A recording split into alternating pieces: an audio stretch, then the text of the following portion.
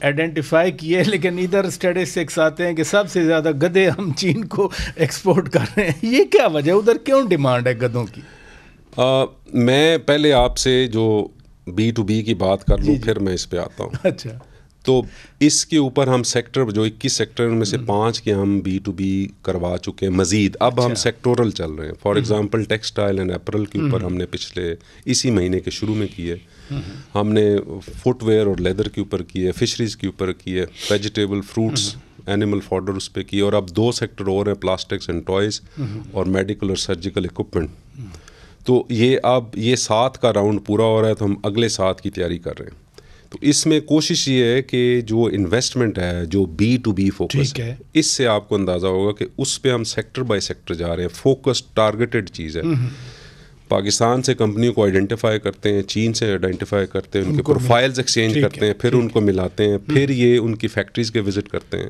تو یہ ایک کاوش ہے جو ایک بڑے نئے طریقے سے نیو انیشیٹو آپ کی طرف سے. دوسری چیز جو ہے گورنمنٹ کے اداروں کے ساتھ مل کے کر رہے ہیں، اور گورنمنٹ کا بڑا فوکس ہے کہ انویسٹمنٹ لیڈ گروتھ کرنی ہے ہمیں.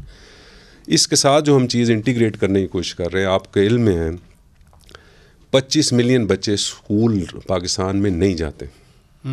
تو یہ بہت بڑے ہمارے لیے لمحہ فکری ہے. تو ان بچوں کو روزگار کے مواقع دینا، وہ تبھی ہوں گے. انڈسٹری میں بھی لوگ کہتے ہیں جی کوئی ہنر ہے آپ کے پاس.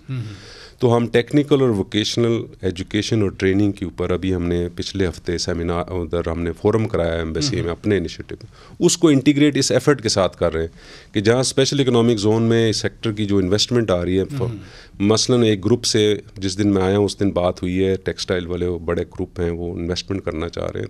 تو ان کو کنونس کیا میں نے کہ، اور وہ راضی ہوئے. انہوں نے کہا 10,000 ٹیکسٹائل ورکرز کو جو ہے ان کی ووکیشنل ٹریننگ کے لیے ہم اسی جگہ جہاں اپنے پارکس بنا رہے ہیں وہیں ہم اس کو اسٹیبلش کریں گے. تو اس کو ہم انٹیگریٹ کر رہے ہیں کہ اگر انویسٹمنٹ پیس پکڑتی ہے تو آپ کے پاس اسکلڈ لوگ نہیں ہیں، پھر وہ بلیم گیم شروع ہو جائے گی کہ جی یہ کیا ہوا. تو ہم کوشش کر رہے ہیں اس کو انٹیگریٹ کریں. تو یہ دوسری چیز ہے جس کے اوپر ہم فوکس کر رہے ہیں. IT ٹیکنالوجی والے میں نے سوال پوچھا، عجیب سا لگتا ہے، لیکن وہ خبریں مسلسل چھپتی ہیں کہ چین کو پاکستان اتنی تعداد میں گدھے کیوں ایکسپورٹ کرتا ہے، وہاں کیا کنزمپشن ہے؟